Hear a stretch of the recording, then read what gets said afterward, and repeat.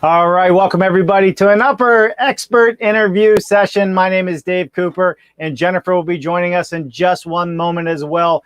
But today we are going to talk about 5 questions that we need to be answering in our industry for it to actually move forward and be not just uber successful, but super successful. So here on Dave Cooper Live, we are bringing you the people and the processes that are building it better. Our guests and topics include experts in building systems, building science, building codes, and the tech used to build it better. We are seeking out the best and the brightest in construction and discovering all of the ways that innovative buildings come to life.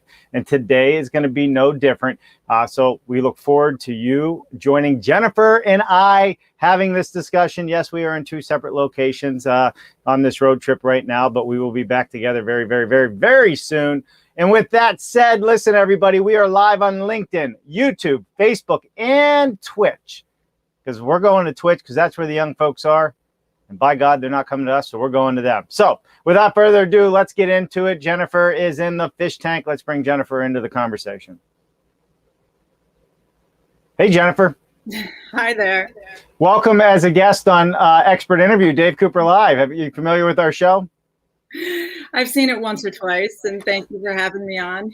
I'm not sure I truly qualify as an expert, but and seriously, I can't even get my tech to work right. But here's what I can do today is really help Dave talk about all of the amazing guests that we've had on and all of the learnings that we've had, and really talk about where our industry is headed and what it needs to get there. Yeah, we're really looking to change up and talk a little bit more in depth from all the knowledge that we have gained from all the interviews we have gained from all over the world. We are going to be doing some of our own reports and releasing some information that we think is going to be super valuable to everybody out there. And Jennifer, we're going to start answering some of the biggest questions we have in this industry. So as an industry, we can move forward together. So I think this is going to be a lot of fun, this conversation. You in the audience, we need your participation as well. We can't move this show along without you. And the roadshow has begun. We're really going to start putting the schedule down. We got some things in place starting on the 15th in Orlando with Tavistock, which I think is going to be absolutely amazing. We're going to be at Lake Nona. Yeah, Jen? Yeah, I mean, it's really great. I mean, we've had Craig Cullen on the show in the past, and he was able to share with us all the good work that's happening up in Orlando. And Lake Nona is a great example of how technology really comes into the built environment and what the master plan communities of the future look like. And when you think of the acres and acres of land that Tavistock has access to and what is to come, this will be a really terrific conversation, especially poignant because we're delivering it to many of the students in the NAHB student chapters. So this is the fun stuff that, college students, folks in higher ed have been kind of starving for because they're not really getting out and about as much at this moment. Yeah, they're really not. So it's going to be fun. We're going to be streaming to the universities and having these same conversations with the students, and showing them what's happening in the world, giving them a glimpse into offsite construction, what we're doing in our construction world, such as automation, BIM, modeling, and just getting down to robots, man. We got all kinds of stuff going on. Also heading out to AutoVol, which is going to be a lot of fun, and we're going to do some live streaming from their facility as well. So there is a ton coming up on the books, and we're really looking forward to finally getting this going. Yeah. And one thing across the board that we've been hearing from everybody, and we'll get into this, Dave, right? We've been trying to ask a lot of people either on the record, during the course of the show or behind the scenes, all of those really terrific behind the scenes conversations. We've been trying to talk to a lot of people about what is going on, where are we in this world of construction? Is it working? If it's not working, what's broken? How do we make it better? And the one great thing is that there's extreme consensus that everybody wants it to be better, right? We want to eliminate the waste. We want to eliminate the cost overruns. We want to be more efficient. That's and right. What we're finding is that everybody defines those things a little bit differently. And it doesn't mean the same to everybody. Yeah, it really doesn't. In fact, it confuses a lot of people, not only here in our country, but globally, right? We need to start having a global conversation because it is a global environment we're building in now.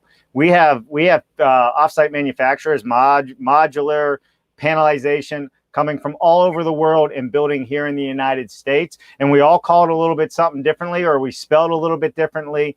And I think really defining who we are as an industry, not only in the product categories and what they truly are and what they truly mean, but also definition of what those product categories are. So that way, people coming into this industry, people that are already in the industry, you know exactly where you fall. And guess what, Jennifer? Tell us. You're supposed to say what, Dave? What, Dave? Yeah. Guess what, Jennifer? It's going to make people, consumers out there that want our products, it's going to make it easier for them to understand who we are and how to find us. Well, that's just it. Yeah. I mean, how many times when you think about what you're shopping for, you know, with the advent of Google, you know, we're all so in tune with what to type into that search bar. Yeah. You know, based on the product or your service that you're looking for. And guess what? We discovered, you know, thanks to Google and all the data reporting, is that everybody asks for something just ever so slightly differently. Right. You know, nobody actually asks for the same thing exactly the same way at the same time, whether you're trying to shop for groceries or a new car or right. How about for a new home. Everybody shops for that a little bit differently. And when you're thinking about the manufacturing process of construction, like we describe in terms of offsite construction, how do you streamline that information? Where's the roadmap? Yeah. Where's the process? Where's the technology that helps bring all of that together? Who's creating that technology? Does that technology exist? And how do you, you know, plan for, design into, manufacture, deliver, install, and operate your building, your new construction project, Right. all in a way that's easy to do. Oh, you're going to tell us? Well, these are the answers that we're seeking, right? And what we're discovering is that everybody has a piece of the answer. Everybody has a piece of the technology, or everybody has a piece of what they are, the product that they're building for this environment. But how do we bring it all together? That's what this next chapter is. You know, last week, you and I and all of our guests, I mean, we did a lot of celebrating because right now we're at the 1 year mark of doing this live show. 52 weeks, right, of going live. So that's 52 expert interviews. That's 52 product spotlights. Yep. That's 52 episodes of Building Modular, you know, talking about process and products and technology and all this amazing stuff. But what we're excited about now, right, is now we get to pivot a little bit, and now we need to talk about leadership. We've shown a lot of case studies. We've shown a lot of great examples of what people are doing and how they're doing it. But now we need version 2.0. Yeah, I mean, you're absolutely right. I mean, we have a lot of people, right? We interview so many people. We have a lot in our minds and on paper now that we're looking to share with everybody. And we do need leadership in our industry. We need somebody to take the bull by the horn, so to speak, and say, hey, this is the path that we believe we should be going down. And obviously, you know, you got to get the buy-in from the industry and the experts and everybody else in the industry. But it's becoming pretty clear after a year's worth of doing this how that path should look, for sure. All right, go ahead. No, please. I see you're going to say something. I kind of know you a little bit, so I know when you're going to say something. Well, that's just it. You know, there are all of these amazing trade shows, and you and I have been able to do a lot of kickoff events. We've been able to join a lot of these events and share in a lot of the questions and answers that are shared. And they're all very specific. They're all very specific to that segment of the industry, that segment of the business, you know, like the mass timber show, amazing, right? World of Modular, really great stuff. IBSX, amazing educational opportunities. That's right. But these are all individual verticals. These are all individual segments. And I'm sure there are a lot of things that happened at the Mass Timber Conference that the folks at IBSX would have loved. And there's a lot of things that happened at World of Modular that the people from Mass Timber really would have benefited from. I agree. How do we, bring those circles together? Well, right here on Dave Cooper Live, of course. That's how we do it, in my opinion, but I'm kind of humble about it. All right. So let's get into it, Jennifer. We're really going to hammer in on this over the next few weeks in a big way and really dial it down and start having some real conversations on this.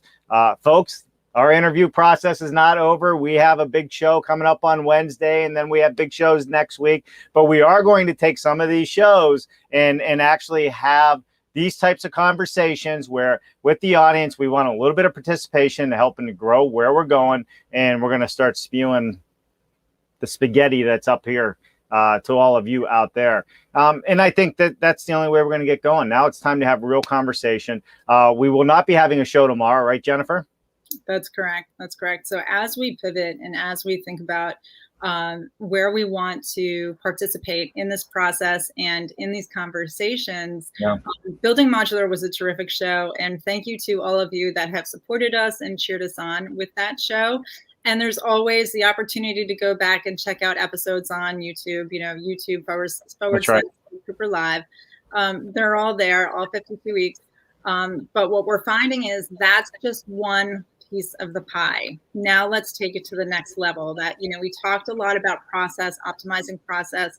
The profit is in the process, checklists and coordination. We really talked a lot about the operational side of things on Building Modular.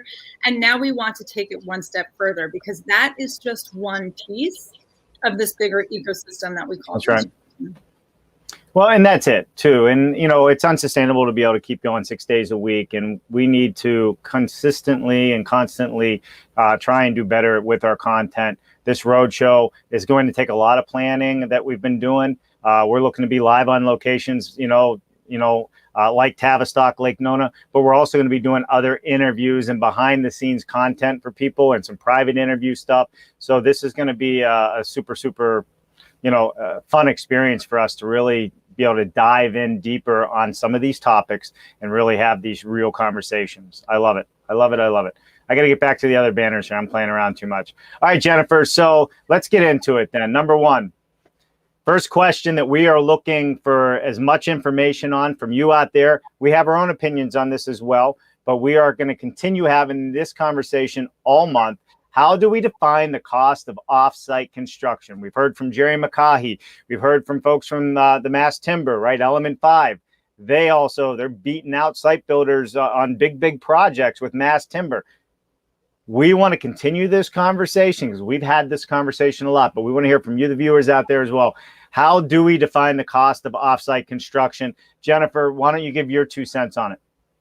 Well, here's what I'll share. We've talked to some of the people out there who are industry experts, right, with offsite construction. You mentioned Jerry McCaughey. We had him on a panel, and we've had him on several other episodes. And what we're discovering is that where we start and finish in terms of evaluating on-site construction to off-site construction, and here's where it gets a little bit tricky too. Because even within offsite construction, what we're talking about is the system, right? It's not just the kit of parts, it's also the system, the installation, it's A to Z. And oftentimes with offsite construction, the way that we quantify the costs is more of a life cycle approach in terms of all of the design fees to the very end of installation, getting you all the way to operational. And even with people who define it the same way, we're finding that it's not always apples to apples. So defining the cost of offsite construction has been a very tricky thing. But what we need to do as an industry and as as participants in this question is think, do we really need to define the cost of offsite construction, or do we really need to identify the products of construction and how much they cost and how much assembling those products of construction cost, whatever the pieces are. So this is a little bit of a tricky question. We first started asking it, but now that we've had a lot of folks speak to it, we may need to tweak this question a little bit as it relates to the final products. So defining the cost of offsite construction might go hand in hand, or I think it will go hand in hand with defining what those products are. What are they exactly that you're buying? And then we can get to that cost. Yeah, so if I can dive and dig into that a little bit, Jennifer. So when you say the products and what they are, we're talking about the types of products. Are they a component? Are they a full system? Because it gets hard to just lump it all into one category. It's hard just to lump, a panelized wall system and compare it to a full system like an Integra type system, right? So I think this is, am I clear on where you're going with this? As far as how do we define what the costs are? Because it's a little bit bigger than just offsite construction as a whole. Absolutely. So let's just stick to panelized for a minute, right? And let's talk about what Integra is doing. Let's talk about what Plant Prefab is doing. Let's talk about what B Public Prefab is doing. Let's talk about what Unity Homes is doing.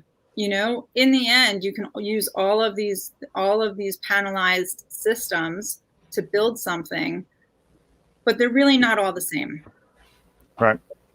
They're not all the same. You're absolutely right.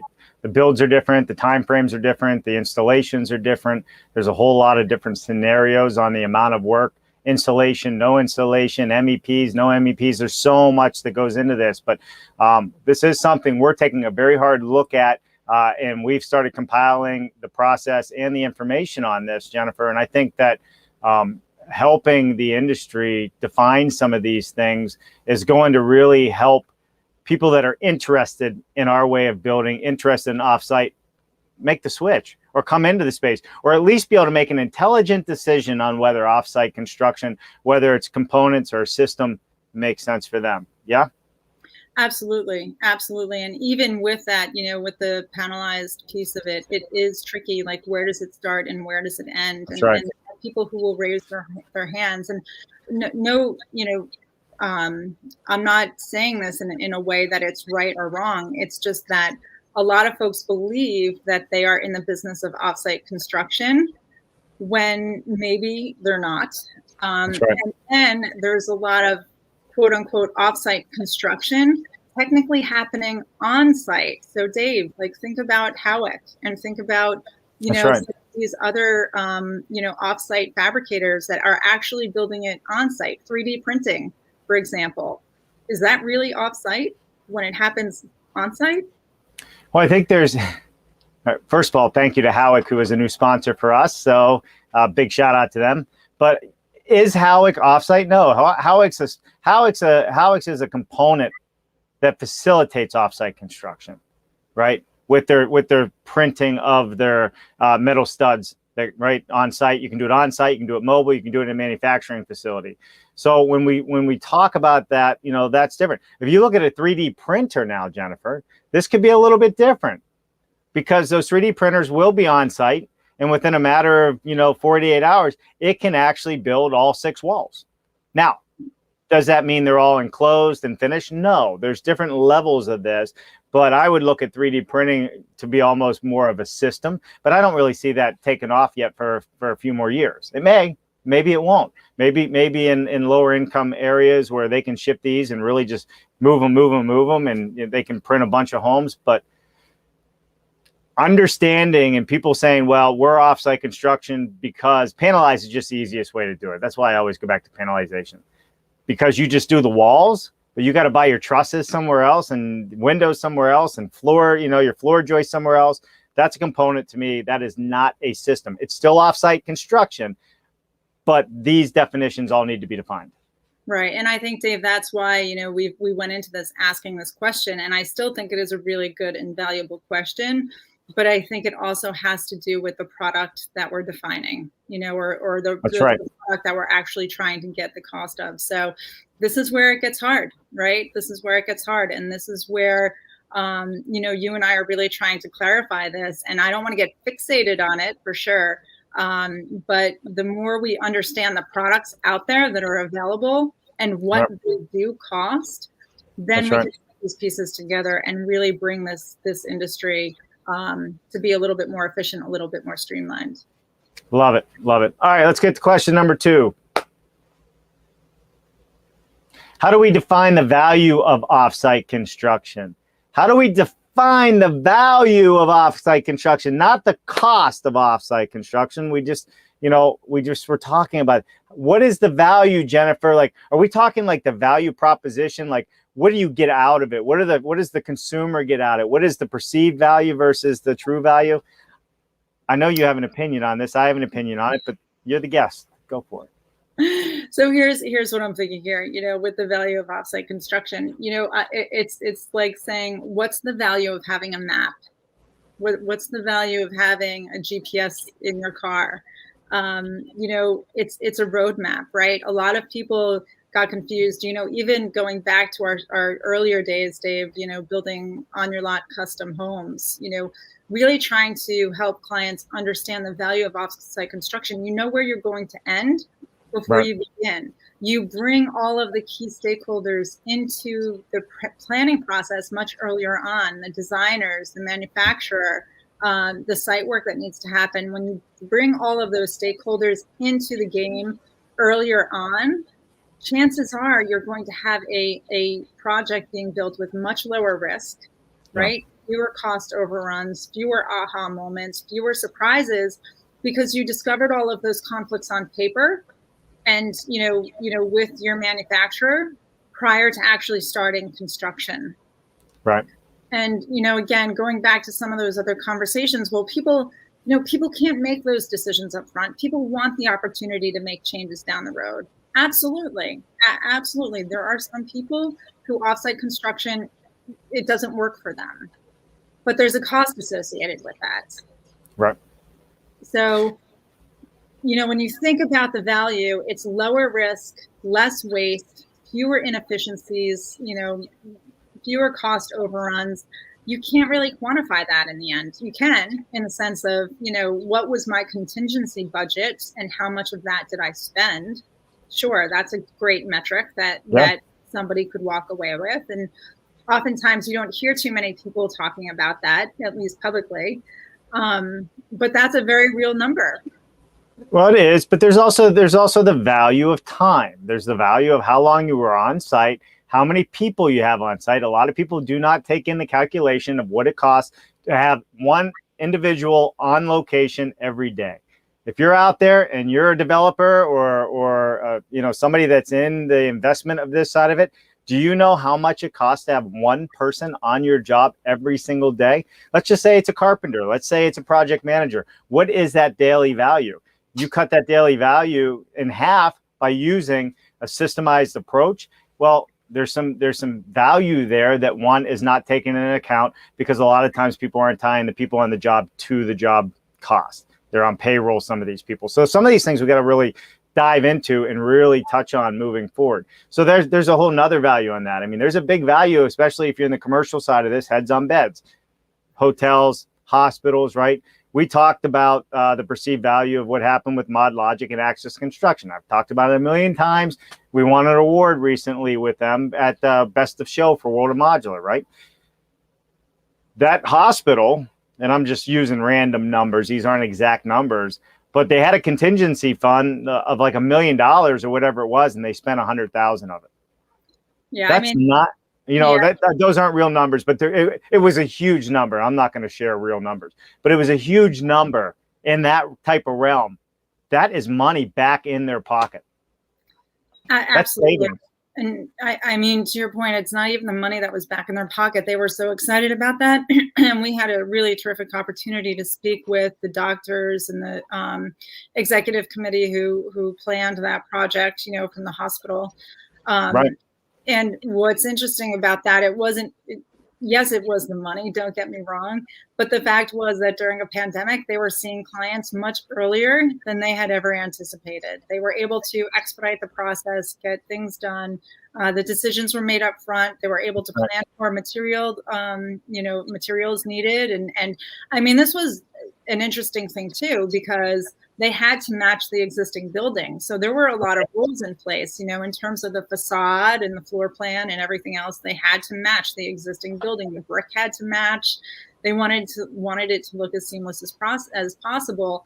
And even with all of those design elements that were required, they were able to exceed expectations in terms of delivery and finish, and they were operating much faster than they could. So again, this is a really terrific example where you had a very streamlined process. You had two groups working together. You had the offsite or three groups. You had the offsite manufacturer, you had the on-site construction team, and you had all of the designers and the planners, and they were all able to pull that forward, resolve those conflicts early, deliver on time, and finish in a way that was really meaningful to that community. Yeah, for sure. You know what? It's funny, Jen. I have that video. Should I play it? Is it worth it? Because it has the doctors. It talks about exactly what we're talking about here. I don't know if it's worth playing right now or not. It's up to you. Well, we could certainly, if we don't want to play it right now, we can play it near the end. If people want to stick around and watch that, because again, that was like golden. I remember when you were interviewing those people, Dave, and it was unprompted, it was unscripted, it was completely, just a very natural conversation. And to hear these people have this sincerity about them, and gratitude and appreciation, I mean, that's why that video won the award. Well, you know what? It won the award, but the video didn't help it. The video helped win the award, I think, but the work that they did is what really won that award, in my opinion. And I think for sure. Let me just see if I can find this here real quick. Bam. Is it on the screen? I can see it. This is Dave Cooper, and we're at Good Samaritan Hospital in West Islip, New York. And right now I am standing inside a modular, roughly 7,000 square foot, modular pediatric emergency room addition that we did at the hospital. And Joe Boyacano, you were the one from ground zero that was part of this entire planning process and helped make the decision that offsite modular was the way to go. As with many other hospitals, particularly in highly populated areas, space and land is always a problem. John Bongiorno came and introduced me to this notion of a modular construction, whereby we could reduce the laydown area for the project and speed up the construction, thereby reducing the amount of disruption. We started, I think we broke ground in around March or February or something.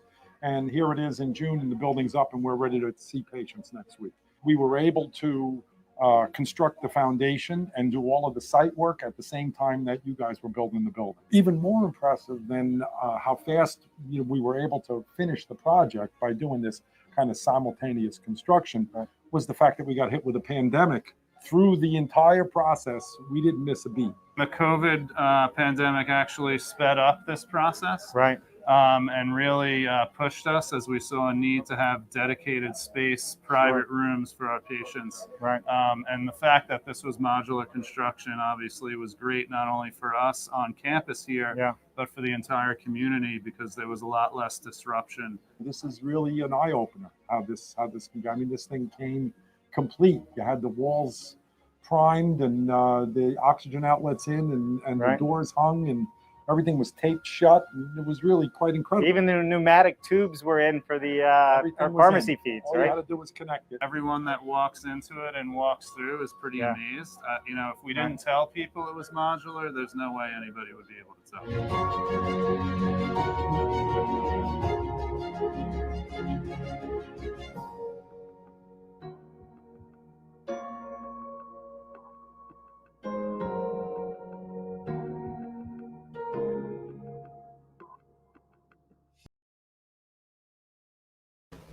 Yeah, so, and I muted you there, Jeremy, on mute, so we didn't have, but I mean, if that doesn't explain it all, then I don't really know what does. Well, I mean, that's just it. Again, the sincere appreciation on behalf of the people involved, and the understanding, right? Yeah. They had a very predictable timeline. They had a fixed cost. They had contingencies in there that they didn't really touch. Sure. I mean, that's a real win. So we have a lot of these really great case studies, right, Dave? I mean, we have a lot of these people. Even we had Rick Murdoch on from Autovol recently, and they are producing homes he said up to 40% less expensive, right? I think is the number that he used. Faster, cheaper. And how are they doing that? Why are they doing that? What is the process they have in place? Who are the people on their team that makes that happen? What level of technology are they using to deliver that? It's another great example of people who are doing it and making it happen. But what's even more interesting to me is why they're doing it and the fact that they're leading by example. And when you think of how this industry is really starving for leadership, Rick is a terrific example of somebody who's stepping up to the plate together with his partners. He was with Plant or Prefab Logic. He's got Waypaver. He's got Modular Maven. I mean, these are things that he's also giving back. He's teaching others how to do this. He's consulting others. I mean, he's bringing other people into the fold to do it as well. Yeah, no, he really is. But, these testimonials, like we just showed Jennifer with the Mod Logic Access video, this is third party. This isn't us saying it. It's not the builder saying it. This is coming from people that it truly impacted their lives to get things done. And you're absolutely right. I think you have to look at, this is the value of offsite construction right here. That's the value to me for that project is part of the big value question that we've been asking.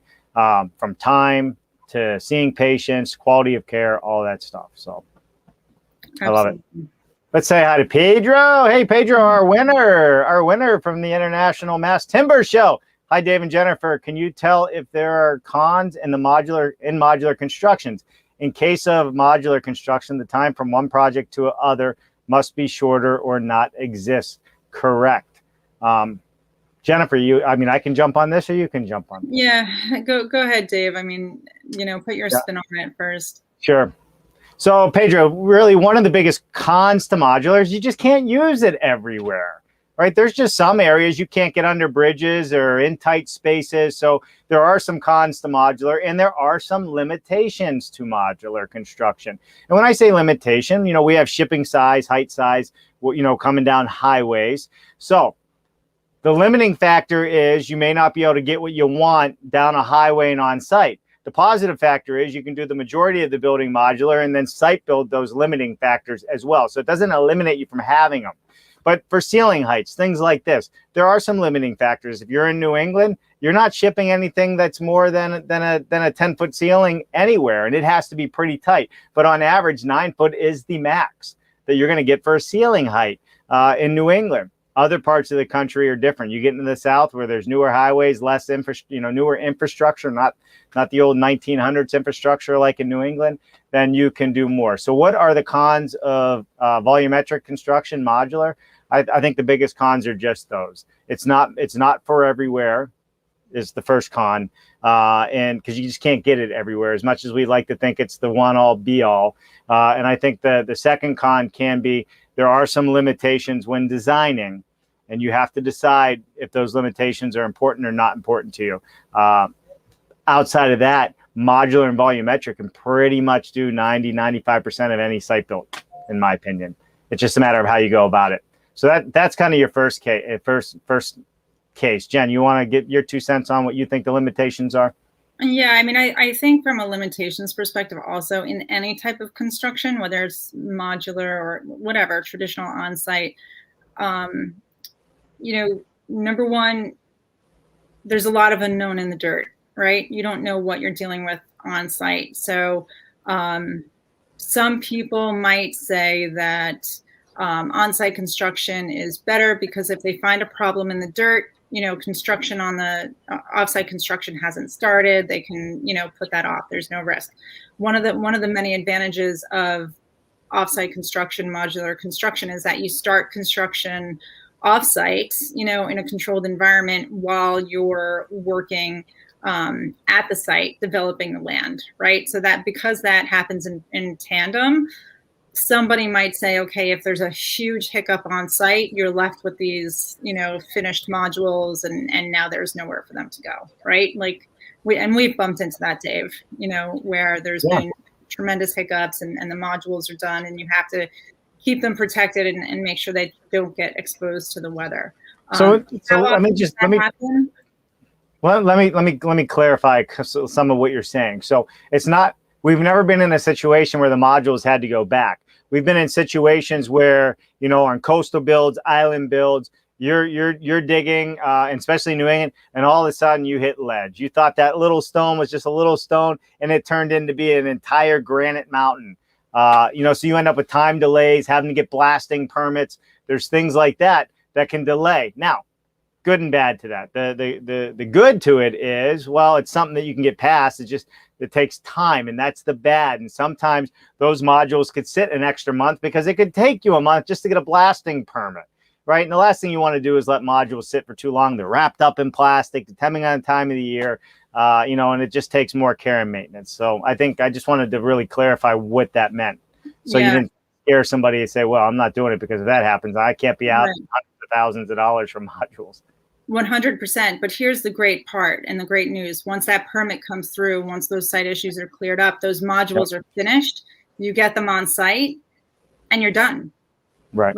Your whole schedule didn't push out for the entire time you were delayed on site. There's ways to make up time, and there's ways to really expedite if that happens. You know, there's really, a lot of people choose not to use modular, number one, because they don't understand it, or they don't like all the planning that happens up front, or you know what, they're a traditionalist. They can't get their hands around something new, which is really scary to me, because when you think about how, like, think about the medical field for a minute, how we've evolved there. You know, surgeries used to happen where people would bite a bullet and hope for the best. You know, now we have anesthesia and all these other things that have really evolved the process, you know, and, you know, think about laparoscopic surgery and all of this, right? Could you imagine if there were people like, I don't want that because it's new and it's different. And I don't know anyone that's had that before. I don't know anyone, you know. I agree. And Pedro, your third question was cost, right? Is it less? In most cases, at least in our world, yes.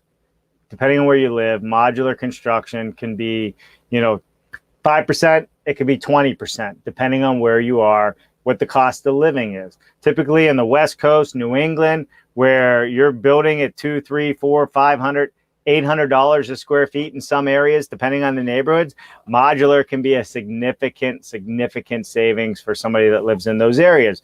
More so when you look at somewhere in central PA where, you know, the cost of labor is different than the cost of labor in New England or California and elsewhere. So to answer your question, if time is valuable, if cost overruns are valuable, if happy customers are valuable, if time to market, if you're in the commercial space, is valuable, you have to take all of these into consideration. You cannot just look at cost to cost, because modular, volumetric, panelized, they'll lose every time. You have to look at the entire sequence of a cycle, all the way down to your day labor, what your time on labor is on site, what your insurances are, what your risk is. All right, what is your risk? We all have warranty paperwork, right? Warranty paperwork's there for a reason. It's so you're held accountable for fixing stuff. You have less of that with modular in a very, very large way. And you have the backing of an entire manufacturing facility full of skilled labor that can help you on that. All right. So I hope that answered the question. Jennifer, we are on question 3. We're at 42 minutes. We really love to hear ourselves talk. I know. But I do want to talk about question 3. Go on. What is the most significant problem U.S. builders face? Because we've had several people weigh in on this and share their point of view, right? The cost of lumber, a fragmented industry, an aging workplace, all of these things, right? And none of them are wrong. They're all right. It's all part of it. But I think what we also need to think about is the buyer is changing. The way people want to buy homes is changing. And that means that we need to change with that. The next generation of construction leaders is very different, Dave, even than what you and I are in our generation, let alone generations who are, you know, younger than us, older than us. Each generation has their strengths, and they're all extremely valuable. some of these veterans out there have carnal knowledge that we cannot afford to lose. Mm-hmm. That they just have this carnal knowledge that is just, they've experienced things and seen things, everything from job site safety to predict, like their own predictive analytics, when they look at something and they say, oh my gosh, this doesn't look right. We need to address this. The human mind, of those people with, that amazing experience, we can't afford to lose them. We need to bring them together with the workforce of tomorrow who grew up with digital tech at their fingertips. We say this all the time. They're playing, Fortnite and Minecraft with people on the other side of the world. They found a way to work with these people, work against them. They have digital tools like even VR, AI. I mean, our 8 and 9-year-old nephews are pros when it comes to these tools. I put on the VR goggles and I think I'm going to fall down the stairs, so they have strength and capabilities equally important to the evolution of construction technology, construction evolution, and the way we're going to build homes for the future. So we need to meet them where they're at. And we also need to understand the buyer of tomorrow who is ordering cars online, having teleconferences with their medical providers, who are, everything is in the digital age. We need to be there for them. Yeah, no, I agree. I mean, workforce development and meeting the youth where they're at is a big deal, and we need to continue to do that. But we also need to show them what our industry has. It hasn't changed, right? They still drive by, and 9 out of 10 people do not see panelization or volumetric every day. They see framers with a hammer and nail guns and trucks and mud and ripped up pants, right? And big old fat fingers that are bleeding.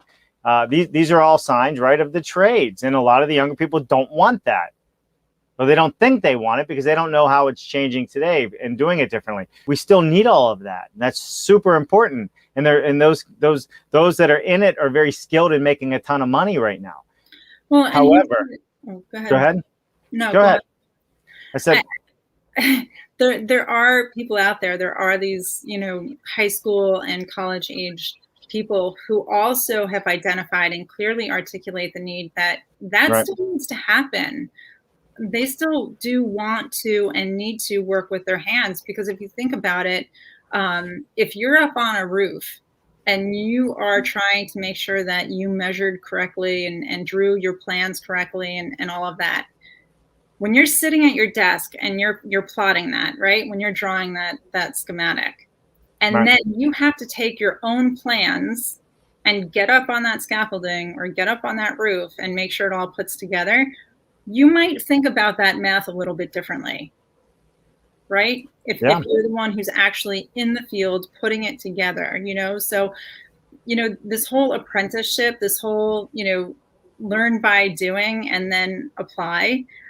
We've had this conversation with people who are in their 20s, their 30s, their 40s, even, a dear friend of ours, their 18-year-old son just bought his third brand new truck because he started a landscaping business and he is learning by doing, he's earning money, and now he wants to go to school for business management so he can better understand his business.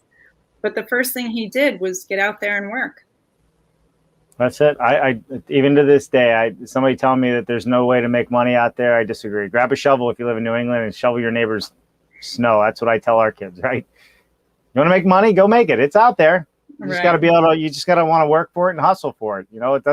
It doesn't come for free, for sure.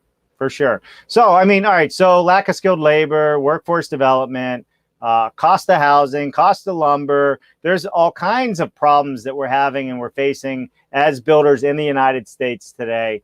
And these are all things that, offsite construction, volumetric, modular, panelization, all can play a part in reducing the cost of these. Just like the automobile industry has brought the cost down. Well, it seems like damn trucks are through the roof anymore. A pickup truck costs more than a Mercedes, right? Really? But anyhow, they just, it doesn't make sense to me. But through manufacturing, through efficiencies, you can control these costs and we can do a much better job. Yeah, I mean, it goes back to creating products, right? The only reason a pickup truck is more expensive than a Mercedes is because you're not looking at the Mercedes pickup truck. Right. If you were looking at the Mercedes pickup truck compared to, a different brand, well, then, which one is more and which one is less. So it comes back to productizing our offering as well, so what is it that we're building? And again, this isn't one solution for every scenario. There are a lot of, locations and requirements out there that do, need an on-site approach, Right. no doubt. But what we're saying is if you add a system, if you bring building systems into it, if you streamline that process, if you really clearly articulate what product it is that you're creating and how it fits into all of the other products required to complete that project, Right. that's the world that we're describing. Yeah, I agree. All right, let's get to question 4. We're about to wrap up the show with the last 2 questions, so let's get to it. All right, we have, what is preventing further adoption of offsite construction? Listen, so if you're out there and you're watching this today, tomorrow, in the morning, tonight, whatever, please send us a message. Please give us your comments. We want to learn more about these 5 questions so we can grow our industry, so we can have further conversation, because we are going to dive into all 5 of these, not just amongst ourselves, but with pretty much everybody we have on the show. And we're going to start setting up some roundtables as well. Jennifer, what is preventing the further adoption of offsite construction? I think we hit most of them already. We did, but I do want to bring it back to something else that is in line with these questions, and that's education and training. And I think, in our world, in our realm, and in the places that we've been, there's still a stigma. There's still a stigma attached to all of the methods of offsite construction. And I think it's mostly driven out of just lack of understanding, because we've discovered that every time we talk to somebody, they get it, right? They understand. It's not choice A or choice B. One is not better than the other. It's just a different choice. I mean, there is room for Burger King and McDonald's in this world. And so when I think about, why there hasn't been further adoption, there are all of the reasons why that our guests have articulated.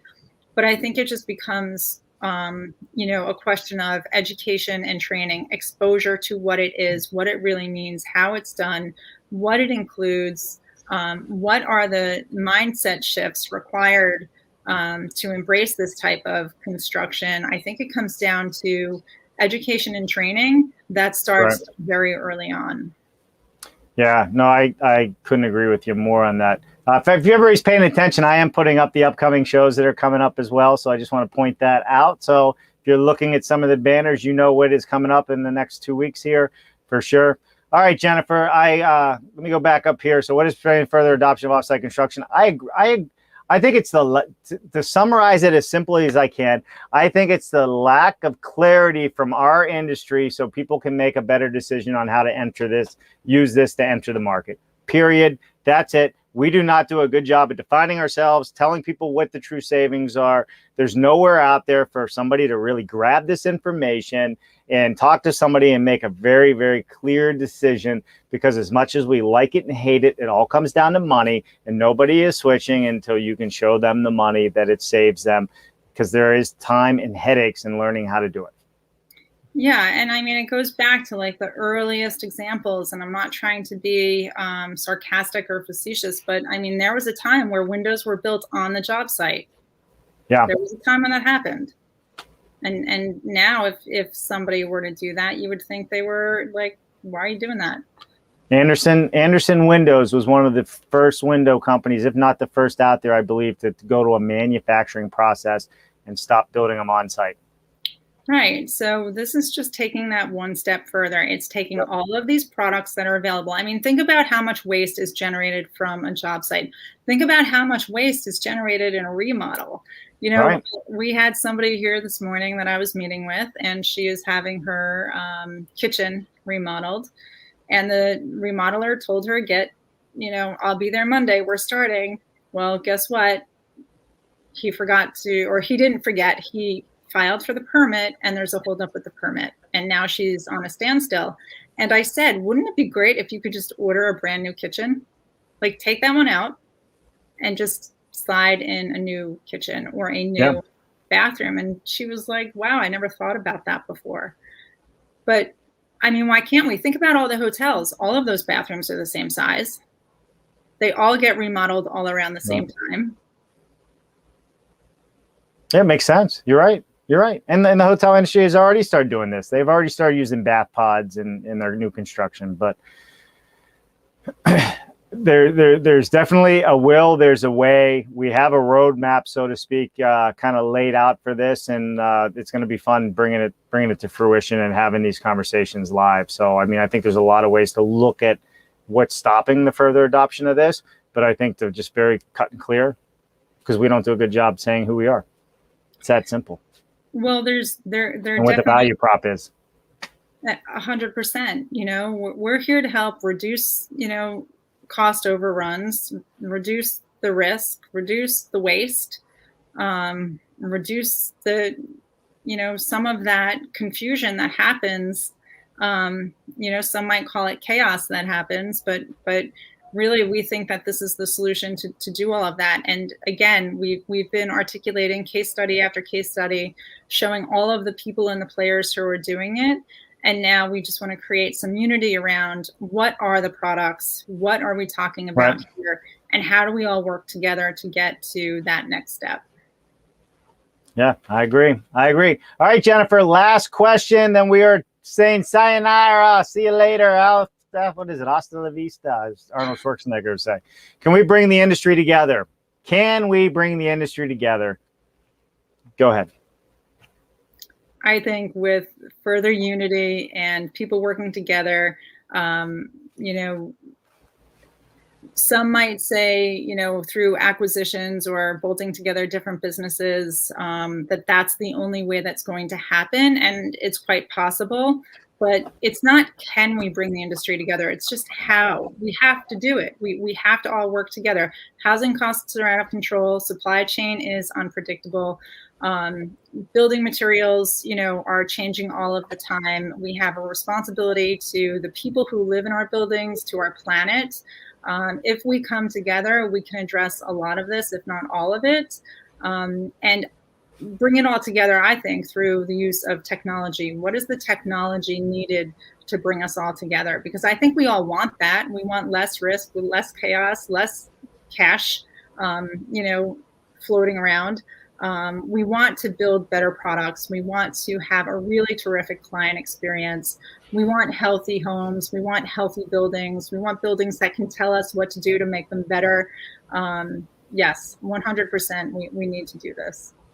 Yeah, no, for sure. I mean, the industry is coming together, in my opinion. And when we say that, it's so funny, right? Because when we get together, we're together and we enjoy it and we love talking amongst ourselves.